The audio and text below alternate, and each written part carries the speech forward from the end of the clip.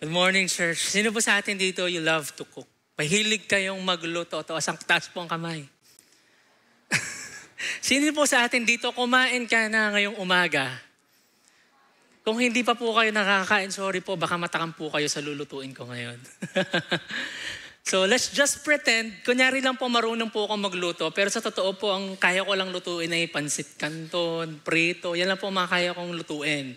Pero let's just pretend po na yung wife ko, buntis po siya, ay gumising ng 3 a.m. And she asked me, mahal ko, pwede mo ba akong ipagluto ng adobo? So, pork adobo. So, syempre po dahil napakaganda ng aking asawa at mahal na mahal ko siya, sabi ko, sige mahal ko, I'll cook for you and our baby boy. So, gumising po ako ng 3 a.m. at pinindot ko po ito, walang lumalabas. Ayan. Siyempre, una po, we're gonna saute some garlic. Grabe, sorry po yung garlic ko, hindi ko na na-chop. Mamaya ko na lang po i-chop. And then, siyempre, kailangan lagyan natin ng pork. And kailangan lagyan din natin ng mga paminta. Halu-haluin natin yan. And dahil mahal na mahal ko po ang asawa ko, naisip ko rin na siguro mas magiging masaya siya kapag sasamahan ko ng spaghetti. So habang nagluluto po ng pork, sinamahan ko pa ng spaghetti. 4:00 ng umaga, hindi pa ako tapos. Pagod na ako sa pagluluto, pero dahil masaya ako, nagluluto ako habang kumakanta. At ito na po yung final touch sa ating pork adobo. Nilagyan ko na po ng asukal, nilagyan ko na po ng laurel, at nilagyan ko po ng tahore. What do you think? Okay po kaya yan? Pasado po kaya ang adobo ko sa asawa ko? Bakit po hindi? Kasi naging humba. Naging humba ang adobo. Pero baka hindi naman siya magalit sa akin kasi sinamahan ko naman ng spaghetti. Baka pwede na. Pwede na po ba? Hindi pa rin. Kasi ang cravings na po bilang buntis ay pork adobo. Pero sayang po ang effort ko. Sayang po ang pagod ko. Tanggapin po kaya niya? Hindi pa rin. Kasi po ang craving niya ay pork adobo. Hindi po humba. Church, that is what's happening sa mga churches po natin ngayon. The churches are adding to the gospel. May mga dinadagdag po sila sa mabuting balita. People are adding on feelings. For example po, pagpasok nyo pa lang ng church, grabe, sobrang laki ng church, blessed ka na, nararamdaman mo, I think God is working in my life. Kinalibutan ka habang pumapasok ka doon sa isang church. At nung nagsalita na yung pastor, ay grabe, very charismatic. Talagang mapapayas ka talaga. Nagtayuan yung mga tao, nagtaas ng kamay and they prayed. And you also prayed and accepted Jesus, Lord, your Savior. Kibuloy. Si Kibuloy pala yung very charismatic magsalita.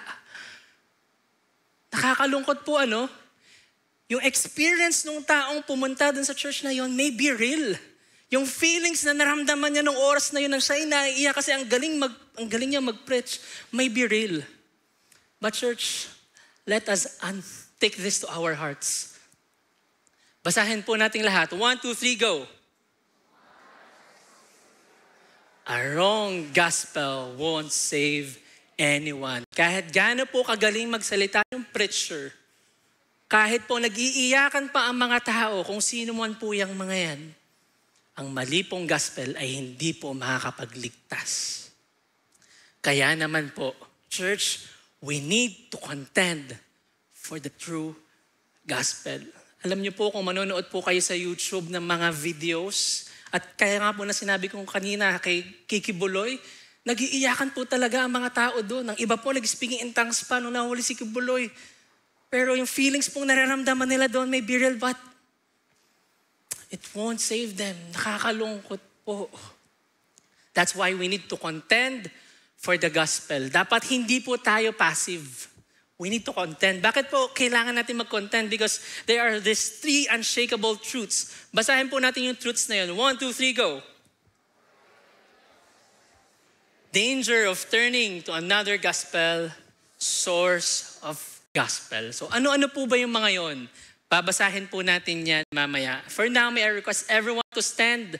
Tayo po tayong lahat. Basahin po natin ang word ni Lord. Galatians 1, verse 1 to 2. 1, 2, 3, go. Paul, an apostle, not from men, nor through men, but through Jesus Christ and God the Father, who raised him from the dead, and all the brothers who are with me, to the churches of Galatia. Grace to you and peace from God our Father and the Lord Jesus Christ, who gave himself for our sins to deliver us from the present evil age, according to the will of God and Father. Move forward po tayo. I am astonished that you are so quickly deserting him who called you in the grace of Christ and are turning to a different gospel. Not that there is another one, but there are some who troubled you and want to distort the gospel of Christ. But even if we or an angel from heaven should preach to you a gospel contrary to the one we preach to you, let him be accursed, as we have said before. So now, I said it again.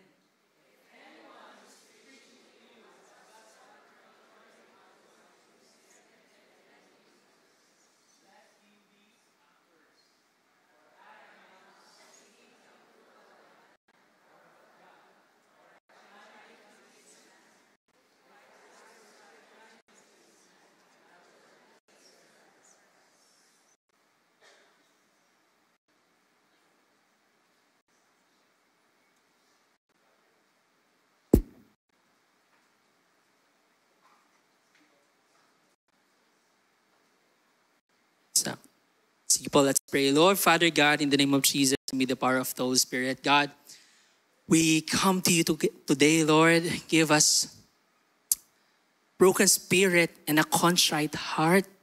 Kung meron pong mga kultura sa puso namin na nahihirapan kaming bitawan, tulungan mo po, Panginoon, kaming akapin kung ano yung sinasabi ng salita mo.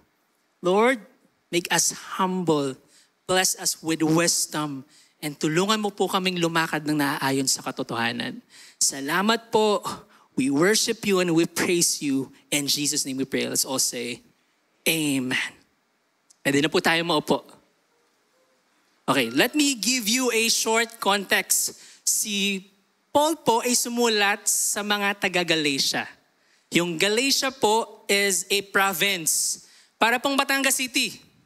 Di po, para pong Batangas province. Di po, ang Batangas province ay may iba't ibang city. Tanawan, Lipa, Batangas City, tapos meron pang Lubo. Merong iba't ibang lugar. Doon po sumulat si Paul. So meron po siya mga letters na very specific kung sinong church. For example, the church of Ephesus, Corinth. Specific po kung sino yung church na yon. Pero si Paul po ay sinulatan niya yung iba't ibang churches sa Galatia. So sino-sino po ba yung mga yon? According po sa mga karamihan ng scholars, ito po yung mga churches na sinulatan niya during his first missionary journey. So, basahin po natin, Pisidian of Antioch sa Acts 13:14-52, Iconium. Ang nangyari po sa Iconium, many believe, both Jews and Greeks. Threats and oppositions forced them to flee. Nag-preach din po si Paul sa Lystra and Derbe. So yan po ay nangyari between AD 46 to 48.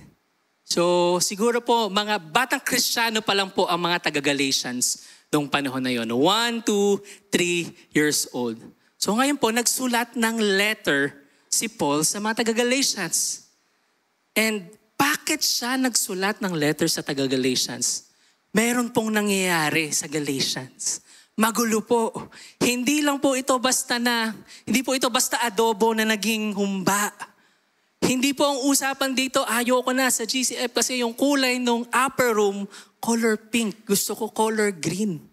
Hindi po ito ganong usapan. Very serious po yung usapan nila dito. Yung tinatawag po nating Judaizers. Everybody say Judaizers.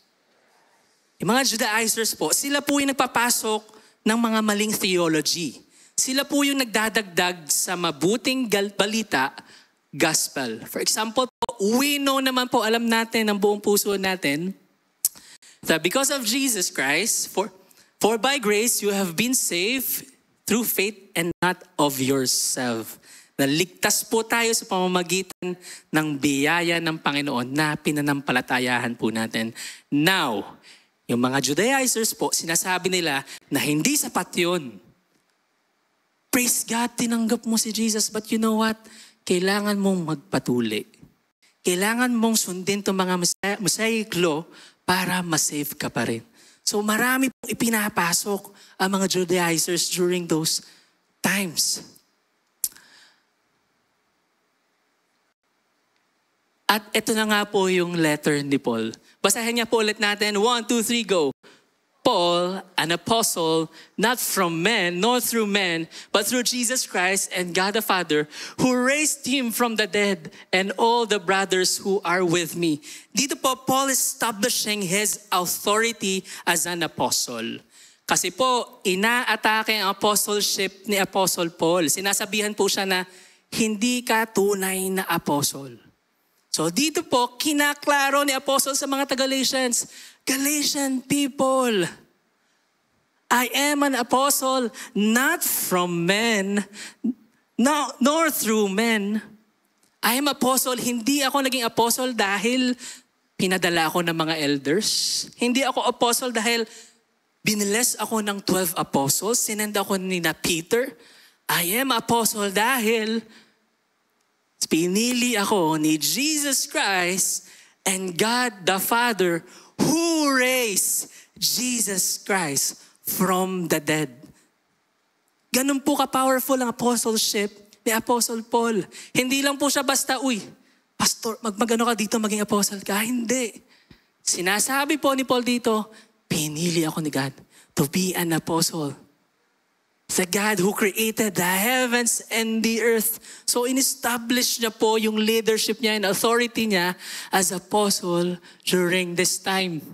And because of that, maintindihan po natin that the gospel he's teaching ay ang nag-authorize po is God the Father and God the Son. Hindi po basta gawa lamang niya sa isipan niya.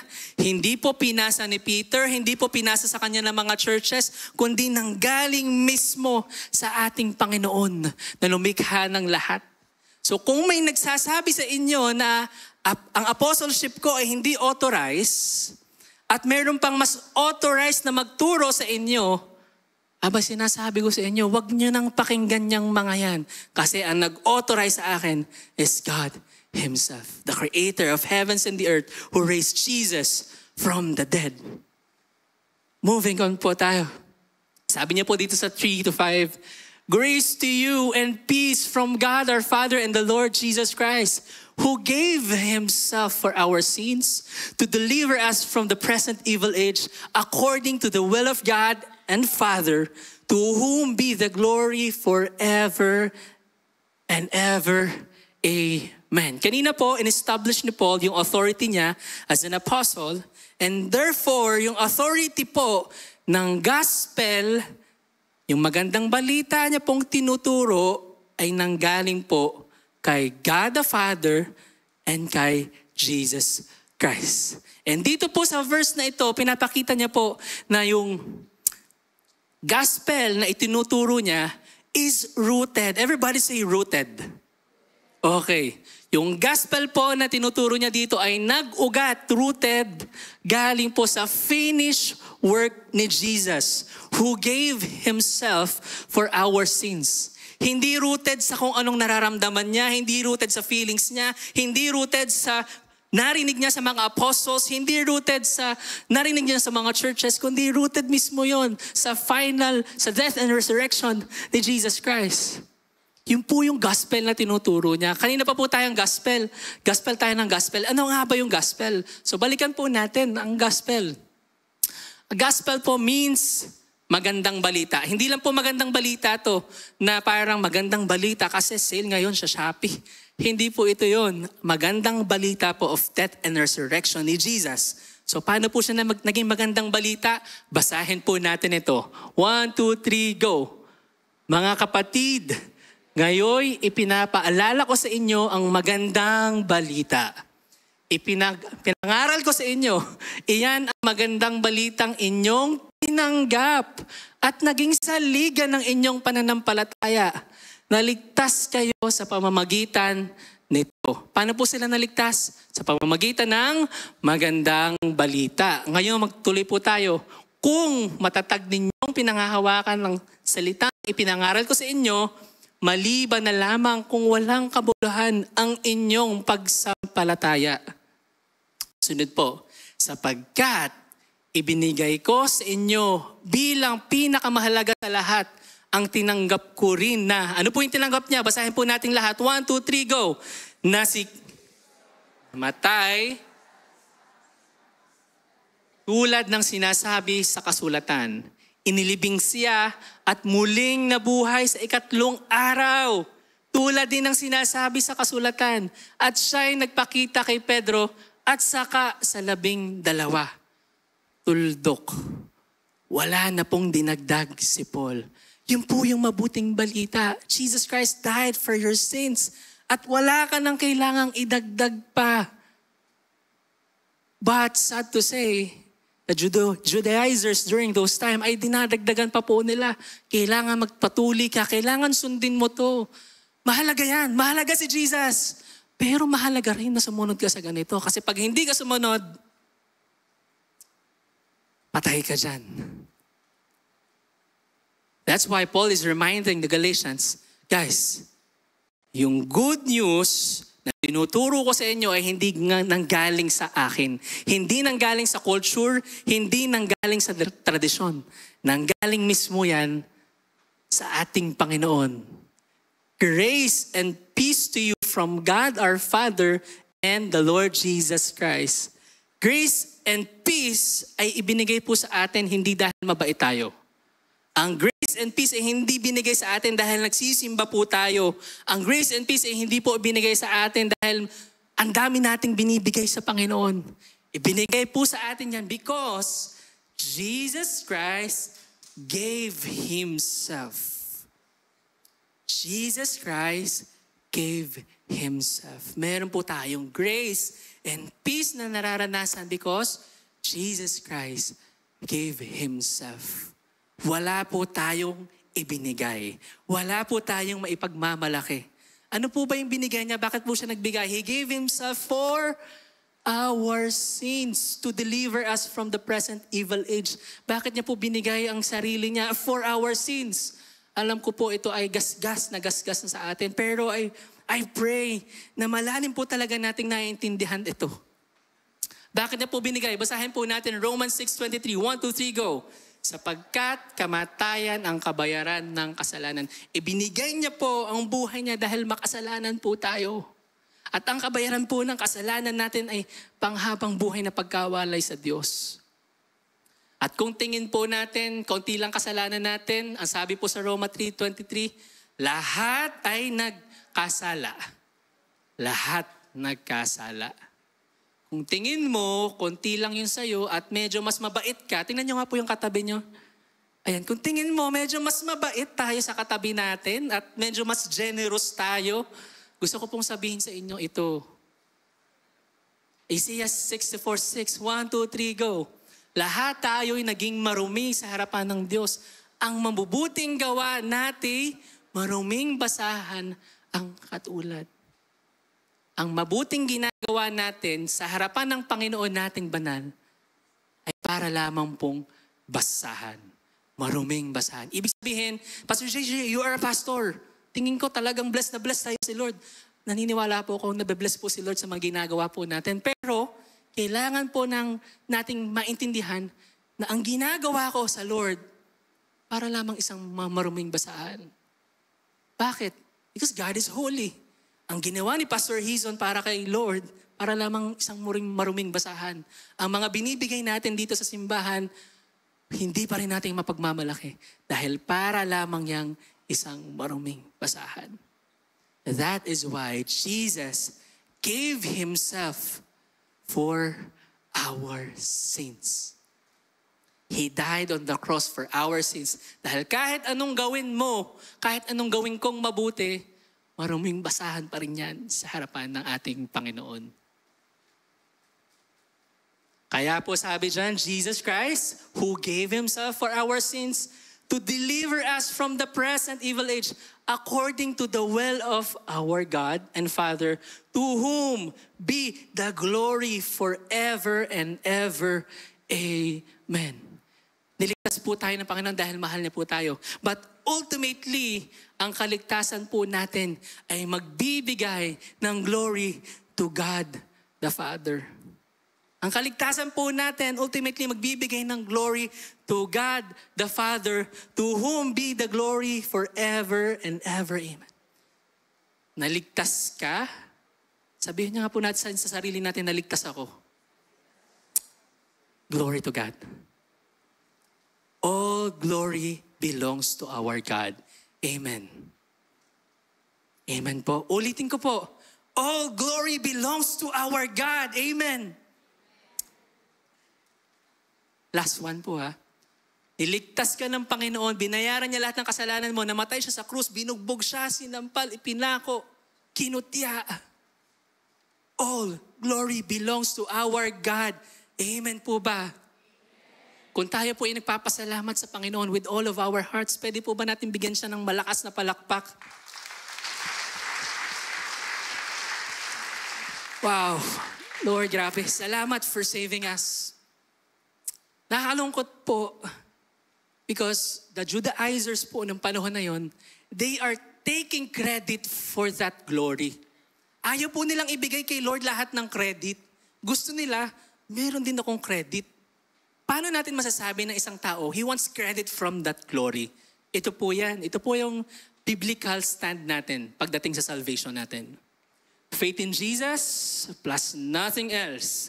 Wala tayong kahit anong idadagdag equals salvation.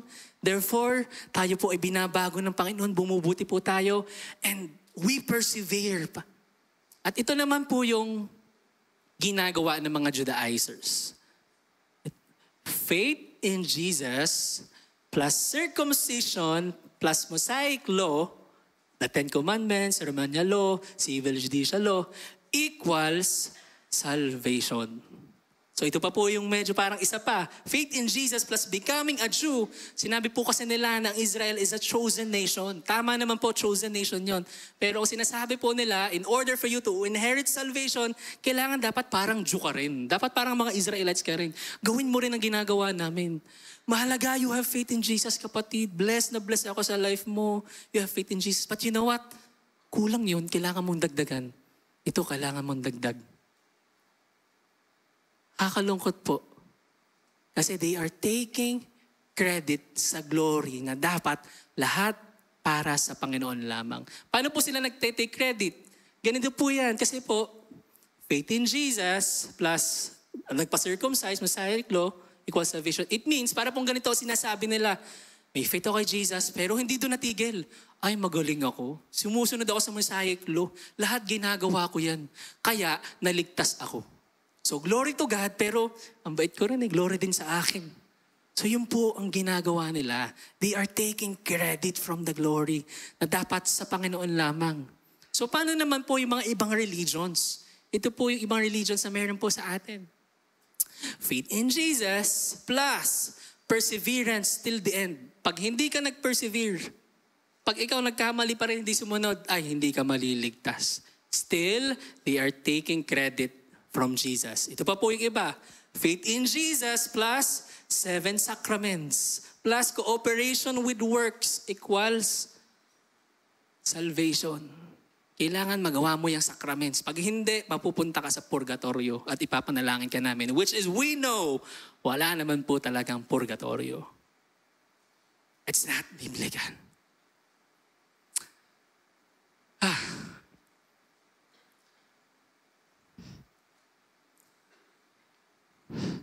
Church, that is why we need to contend for the gospel. For the true gospel, kailangan hindi po tayo passive na kapag may narinig po tayong kamag-anak natin na ganito ang kanyang pinapanampalatayanan, na isasabihin natin, ay, bahala na siya sa buhay niya. Okay lang yan, basta ako okay Lord. Ayoko nang may kaaway. May churchmates ka na dinadala sa ibang theology. Ay, bahala na yan. Okay na sila. Ayoko nang may kaaway. We need to contend for the true gospel.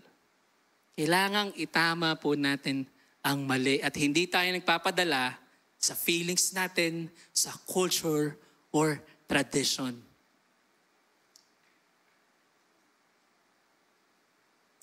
Basahin po natin itong lahat. 1, 2, 3, go. I am deserting him who called you in the grace of Christ and are turning to a different gospel, heteros. Not to there is another one, alos, but there are some who troubled you and want to distort the gospel of Christ. Nakakalungkot po, Nagbigay ng oras si Paul for those Galatian churches, pero yan po salitang astonish. Ang sa Tagalog po, sa original Greek language, ang ibig sabihin po, ako ay namamangha sa pagkadismaya. Yun po ang ibig sabihin niyan. Ako'y dismayado sa inyo. Sino po minsan nakaranas ka na dismayado ang parents mo sa'yo? Kabigat po sa pakiramdam. Okay lang yun. Talaga madidismaya ang parents natin sa atin pag tayo'y pasaway. Ganyan din po si Paul. Dismayado siya sa mga Galatian churches. Bakit po? Bakit po siya nadidismaya? Ano po bang ginawa nila? That you are so quickly deserting Him. Tinalikuran po nila si Christ, si God.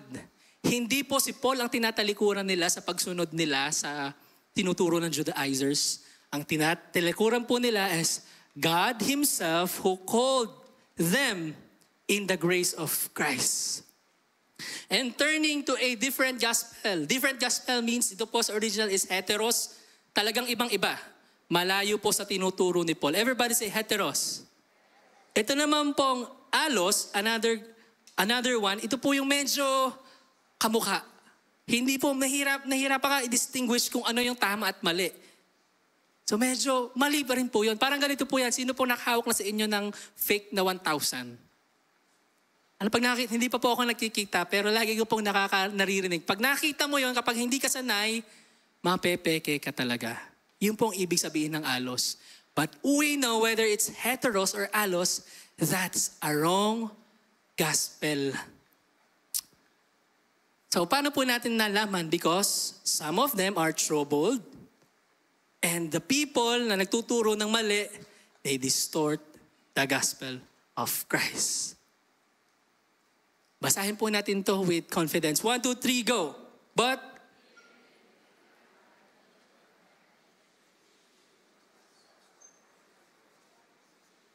let him be accursed, as we have said before. So now I said, uulitin ko sa inyo to ha. If anyone is preaching to you a gospel contrary to the one you receive, let him be accursed. Grabe. Ang bigat. Curse yung binitawan ni Paul sa mga taong nagtuturo at iniiba ang gospel. Pero i-observe po muna natin to. Sabi po niya ni Paul, but even we, kami mga teachers, kami mga apostles, or kahit na angel pa yan, should preach a gospel contrary to the one we preach to you, let him be accursed. Anong ibig sabihin po natin if you analyze?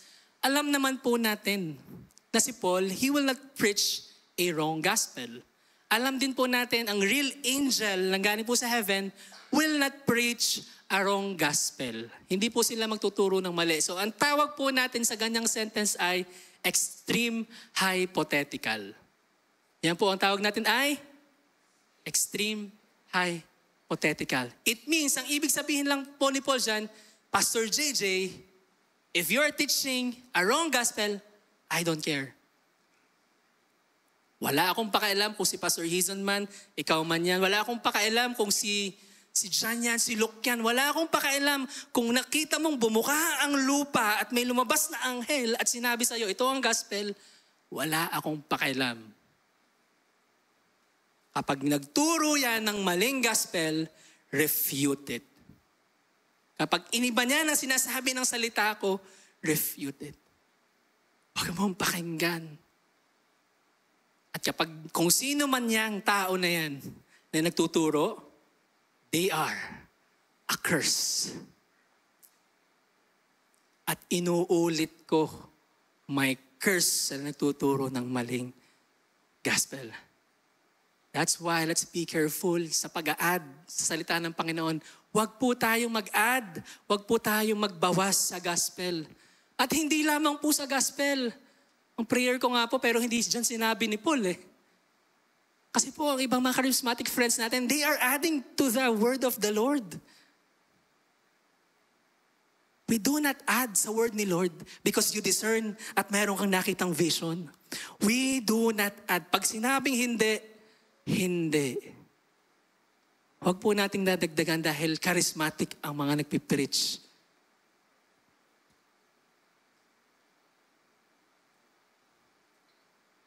Medyo mag-cool down lang po tayo. Balik po tayo sa adobo. Yung humba, kahit anong present ko po sa asawa ko, tanggap po o hindi?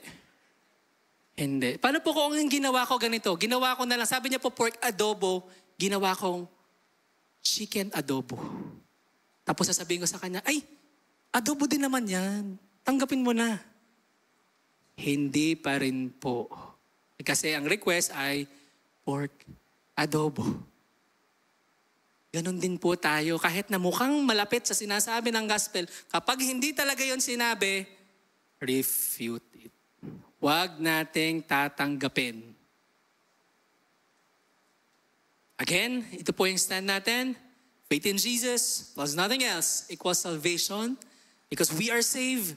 Diyan po tayo bumubuti at patuloy po tayo nagsaserve sa ating Panginoon.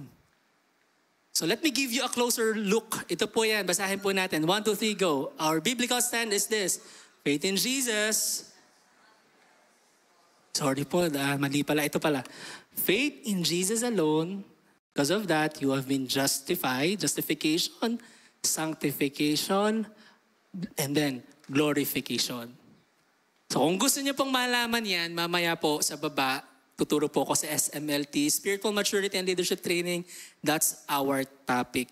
So mas mag-zoom in po kami sa iba't ibang religions kung ano ba yung mga tinuturo talaga nila. At kailangan makorek natin. Kailangan maagapan. Grabe na po kasi ang mga theology lumalabas sa Facebook, sa TikTok at pinapaniwalaan po agad ng ating mga kabataan. Hopefully, our youth here will contend for the true gospel.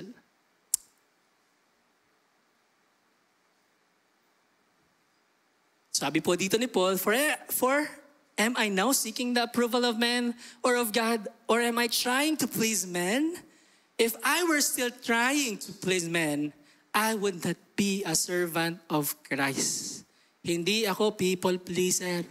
Sana po ganun din po tayo. Hindi po tayo people pleaser. Hindi po natin i-withhold ang true gospel sa kasamahan natin.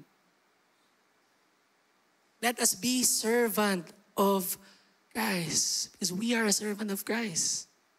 Hindi po tayo dumating sa punto na tatahimik na lang ako para tahimik buhay ko, walang ma-offend. Sino bang piniplease mo? Si God o yung kapitbahay mo, kapatid mo, lolo mo, lola mo, teacher mo? Pray na piplease po natin si God. Let us contend for the true gospel. Lastly po, the source of the gospel. So, samahan niyo po ako sa pagbasa kasi more of reading po tayo this time. Basahin po natin. 1, 2, 3, go. For I would have you know, brothers, that the gospel that was preached by me is not man's gospel. For I did not receive it from any man, nor was I taught it, but I received it through a revelation of Jesus Christ. Sabi po dito ni Paul, for I would have you know. So, malinaw po niyang sinabi dito na yung gospel na tinuturo niya ay nanggaling mismo. Ang source po ay directly kay Jesus Christ. Ito po yung road sa Damascus. Hindi ko na po i-discuss yung kasi po makukulangan na po tayo ng time. Na-encounter niya po doon si Jesus. Sabi po ni Jesus sa kanya, bakit mo ako pinapersecute? And then, yun na po yung history na yun. Ang gospel na na-receive niya ay nanggaling po kay Jesus. Sabi po ni Paul dyan, for you have heard. Ayan po. Ibig sabihin po yung taga Galatians, alam naman nila ang testimony ni Paul. Kilala nila si Paul kasi sabi nga po dyan, alam niyo naman eh. You have heard of my former life in Judaism, how I persecuted the church of God violently and tried to destroy it. And I was advancing in the Judaism beyond many of my own age among my people, so extremely zealous was I for the traditions of my father. Basically, this is the testimony ni Paul kung paano po siya binago ng ating Panginoon. Paul was very zealous sa tradition, sa kultura. Sana po tayo ay zealous sa ating Panginoon, hindi po sa kulturang napasa po sa atin. Alam ko po, magkakaiba tayo ng upbringing, but this is a reminder sa atin na huwag tayo maging zealous sa kulturang itinuro sa atin kung hindi po yun biblical. Basahin po natin lahat. 1, 2, 3, go. But when, for I was born, and who called me by His grace, was pleased to reveal His Son to me, in order that I might preach Him among the Gentiles, I did not immediately consult, nor did I go up to Jerusalem to those who were apostles before me, but I went away into Arabia and returned again to Damascus. Sinasabi ni Paul, ulit-ulit lang naman pong sinasabi ni Paul, ang gospel na dala-dala ko nanggaling kay God, nanggaling kay Jesus Christ mismo. Hindi ako tinuruan ng mga apostles, walang nagturo sa akin, ang nagturo talaga sa akin ito ay si Jesus Christ, si God Himself. Then after 3 years, I went up to Jerusalem to visit Cephas. Si Peter po yan, mapapag-aralan po natin yan sa Galatians 2 next week. So dyan niya pa lang po nakakita si Peter and remained with him 15 days. Hindi po taon. 15 days lang po sila nagkasama. But I saw none of the other apostles except James, the Lord's brother. Pinapakita lang po ulit, inuulit lang ulit ni Paul, Galatians people, hindi mga apostol ang nagturo sa akin ng gospel, ay pinasa ko sa inyo. 15 days ko lang nakasama si Cephas at si James lang ang nakita ko. In what I am writing to you before God, I do not lie. Hindi ako nagsisinungaling sa inyo. Basahin po natin lastly. 1, 2, 3, go. Cilicia and I was still unknown in person to the churches of Judea that are in Christ. They only were hearing it said, he who used to persecute us is now preaching the faith he once tried to destroy. And they glorified God because of me. They glorified God because of me means in-acknowledge ng mga taong nadudoon na si Peter, na si Paul nga is an apostle sent by the Lord. Sent by Jesus Christ. Merong nag-acknowledge sa apostleship ni Paul.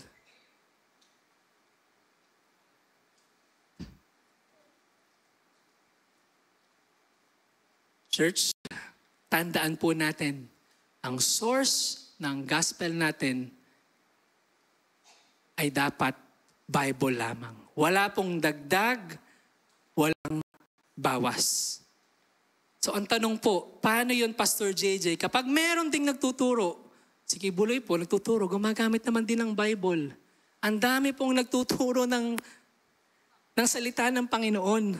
Paano natin malalaman if biblical at rooted yun sa ating Panginoon?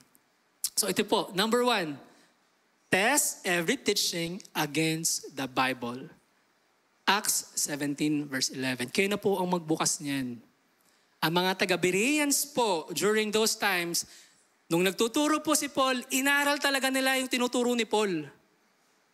Tinitingnan nila, tama ba talaga ang sinabi nila ni Paul?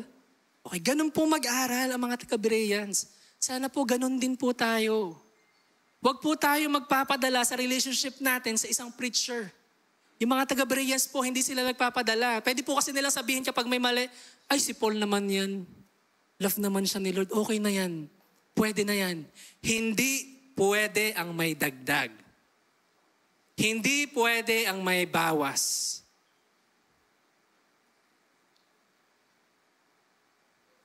We're talking about the gospel. Pero, church, somehow medyo palayuin niyo po ako na kaunti. Marami din pong churches, hindi lang po gospel dinadagdagan. For example po, holy laughter. Laughing in the spirit. I'm laughing in the spirit. Saan yan sa Bible? Wala.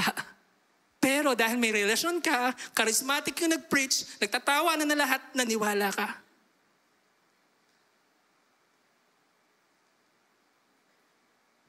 Let us not add, let us not subtract sa sinasabi ng Bible.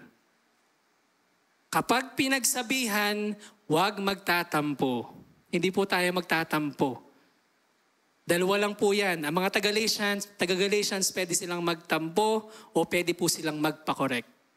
Alam niyo po, yung letter ni Paul na yan lang po yung only letter niya na diretsyo pinagsabihan niya po agad ang mga churches. Kasi po, yung ibang letters niya, lagi niya po sinasabi, you know what, Church of Corinth, I am blessed to you. Praise God for your heart for the ministry. Ephesus, praise God kasi ganito. Sa Galatians po, wala nang ganon. Diretsyo na agad siya. I am astonished.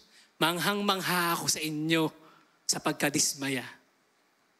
May mga panahon po na may magko-correct sa atin, medyo burger type. Ibig sabihin po, burger, may sasabihin mo ng maganda, then i-correct, then maganda ulit. Ito po si Paul, diretsyo na. Straight to the point. Mali ang gospel na itinuturo sa inyo. I'm astonished. Akala ko rooted na kayo. Hindi pa pala. They will be cursed. Secondly, stand firm in the gospel that's saved by grace through faith alone. Ephesians 2:8 and 9. Magagaling po ang mga ibang speakers. Marami po silang mga gagamitin na Bible verses. Pero sana po yung mga verse na binuksan natin ay hindi po natin i-mix sa ibang mga Bible verses para mapatunayan na tama tayo. Kailangan po natin pag-aralan ang context. 3, pray for discernment and wisdom. Again, church, to close this, contend for the true gospel. Pwede mo bang sabihin sa katabi mo, contend for the true gospel. Huwag po tayong mahihiya. Huwag po tayong magpapadala doon sa victim mentality. Alam niyo po yung mga tinuturuan, sila pa po yung may victim mentality. Ay, nasaktan mo ako, ganito. Huwag po tayong magpapadala doon. Kapag mali, itatama po natin. Hindi po pwedeng okay na yan para pag nag-fellowship tayo, tawanan pa rin tayo. Kunyari, wala lang. Hindi po pwede yon. Ang mali po ay dapat itama. Because, again, there are 3 unshakable truths na dapat mag-guard ng faith natin. Ano nga po ulit yon? The authority of the gospel, the danger of turning to another gospel, and the source of the gospel. Let's pray. Lord God, thank you for dying on the cross for our sins. Salamat, Panginoon, dahil sinabi mo, it is finished. Tetelestai. Wala na kaming kailangang idagdag. Panginoon, marami kaming pagkakamali sa iyo. Maraming panahon madadapa kami. But Lord, salamat sa assurance. Salamat sa assurance, Panginoon, ng kaligtasan. Because you paid it all. You paid it all. Wala kaming kailangang idagdag na kahit 25 or piso. You paid it all. God, give us a heart for your word. Tulungan mo kaming hindi maging passive sa mga nakikita namin dito sa mundo. Nahayaan namin na kumalat ang maling gospel at maling katuruan ng iyong mga salita. Help us, Lord, to stand firm because the gospel is worth fighting for, standing for, and worth proclaiming. Dahil binayaran mo na po, Panginoon, lahat. Thank you, God. Thank you, God, for that grace. Thank you, God, for that undeserved grace that you have given to us. Kung may parte sa buhay namin na tingin namin, mabait pa rin kami, forgive us, Lord. Thank you because we have been justified. We have been sanctified, Panginoon, sa pangalan mo. We worship you. We give glory to you. We give all the glory to you, Lord. Wala kaming kukuhanin na kahit anong glory, Panginoon. Sa iyo lang lahat. We love you and we praise you. In Jesus' name we pray. Let's all say, Amen.